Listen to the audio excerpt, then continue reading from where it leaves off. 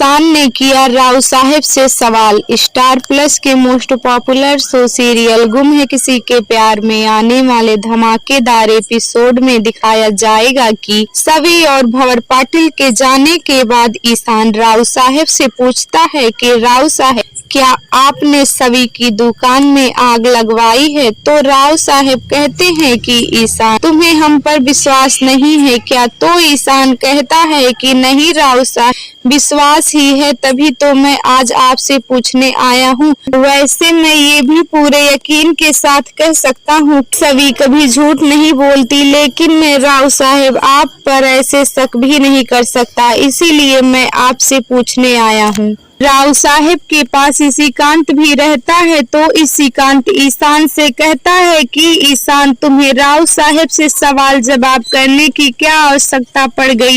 आज तुम उस लड़की के लिए राव साहब से सवाल जवाब कर रहे हो। तो ईशान पर गुस्सा होने लगता है, तो राव साहब सोचते हैं कि कहीं गुस्से में ईशान सारा सच्चाई बाहर ना ला दे, तो राव साहब ईशान को वहां से लेकर के चले जाते हैं। तो ईशान कहता है कि सवी कभी झूठ तो नहीं बोल सकती, लेकिन मैं राव साहब पर शक भी तो नहीं कर सकता। अब मैं इसमें करूँ तो क्या करूँ?